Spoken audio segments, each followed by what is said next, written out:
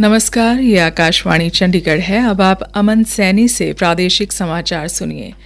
हरियाणा सरकार राष्ट्रीय राजधानी क्षेत्र एनसीआर में प्रदूषण नियंत्रण के लिए 1 अक्टूबर से no pollution under control certificate no fuel नीति लागू करेगी। इसके अलावा नई इलेक्ट्रिक बसों को शामिल करने के साथ साथ एनसीआर में 23 नए निरंतर परिवेशी वायु गुणवत्ता निगरानी केंद्र भी स्थापित किए जाएंगे। साथ ही 1000 किलोमीटर शहरी सड़कों का पुनर्विकास भी किया जाएगा। सरकार ने मुख्य सचिव अनुराग रस्तोगी द्वारा वायु गुणवत्ता प्रबंधन आयोग के तहत आयोजित एक उच्च स्तरीय बैठक में इन पहलों की समीक्षा के बाद यह जानकारी दी। परिवहन विभाग के अतिरिक्त मुख्य सचिव राजशेखर वुनरू ने बताया कि वर्ष 2026 के दौरान गुरुग्राम, फरीदाबाद, सोनीपत, पानीपत, करनाल और रोहतक में 925 इलेक्ट्रिक बसें संचालित करने की योजना है। वर्तमान में 70 इलेक्ट्रिक बसें चल रही हैं, जबकि 385 अतिरिक्त बसों के लिए खरीद आदेश जारी किए जा चुके हैं। शेष बसों की खरीद उच्च अधिकार क्रय समिति की स्वीकृति के बाद चरणबद्ध तरीके से की जाएगी। इससे स्वच्छ एवं टिकाऊ सार्वजनिक परिवहन को बढ़ावा मिलेगा।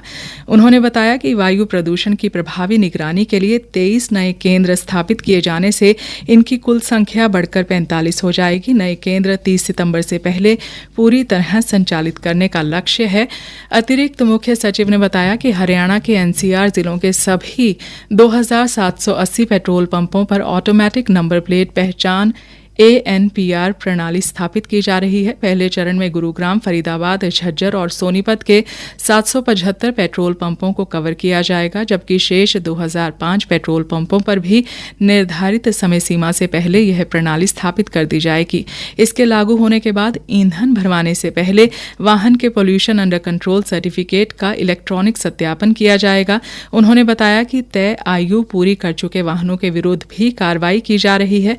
अब तक 2883 पुराने वाहन जब्त और 2010 वाहन कबाड़ किए जा चुके हैं तथा स्वैच्छिक रूप से वाहनों को हटाने के लिए 6054 अनापत्ति प्रमाण पत्र जारी किए गए हैं। पंजाब के राज्यपाल और केंद्र शासित प्रदेश चंडीगढ़ के प्रशासक गुलाब चंद कटारिया ने कल तीसरी एशियाई रिले चैंपियनशिप 2027 का ध्वज प्राप्त किया। उन्हें यह ध्वज केंद्र शासित प्रदेश चंडीगढ़ के खेल विभाग के निदेशक सौरभ कुमार अरोड़ा द्वारा सौंपा गया।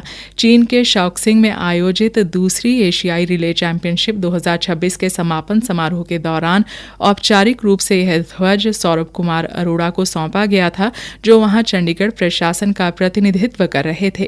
इस अवसर पर बोलते हुए चंडीगढ़ के प्रशासक गुलाब चंद कटारिया ने इसे चंडीगढ़ के लिए एक गर्व का क्षण बताया और कहा कि शहर प्रतिष्ठित महाद्वीपीय चैंपियनशिप के अगले संस्करण की मेजबानी करने के लिए सम्मानित महसूस कर रहा है।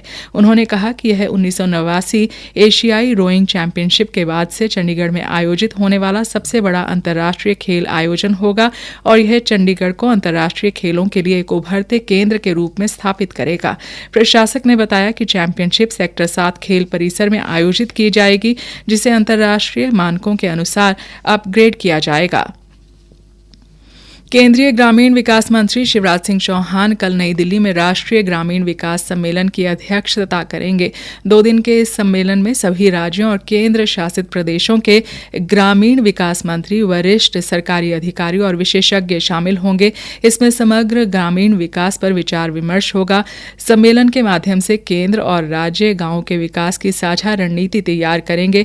चर्चा में विकसित भारत रोजगार जी राम जी अधिनियम के प्रभावी कार्यान्वयन पर ध्यान केंद्रित किया जाएगा और ग्राम पंचायत स्तर पर योजना प्रक्रिया को मजबूत बनाने और संसाधनों का प्रभावी उपयोग सुनिश्चित किया जाएगा। प्रधानमंत्री नरेंद्र मोदी कल आकाशवाणी पर मन की बात कार्यक्रम में देश और विदेश के लोगों के साथ अपने विचार साझा करेंगे। यह मासिक रेडियो कार्यक्रम की 135वीं कड़ी होगी। यह कार्यक्रम पूरे आकाशवाणी और दूरदर्शन नेटवर्क, आकाशवाणी समाचार वेबसाइट और news on air mobile app पर प्रसारित किया जाएगा। इसे AIR news, DD news, PMO और सूचना और प्रसारण मंत्रालय के YouTube चैनलों पर भी लाइव स्ट्रीम किया जाएगा। आकाशवाणी हिंदी प्रसारण के तुरंत बाद क्षेत्रीय भाषाओं में कार्यक्रम का प्रसारण करेगी। जम्मू कश्मीर पुलिस ने अमरनाथ यात्रा की सुरक्षा व्यवस्था मजबूत करने के लिए तकनीक आधारित निगरानी प्रणाली प्रोजेक्ट हॉक आई शुरू किया है। इसी के साथ समाचार बुलेटिन समाप्त हुआ।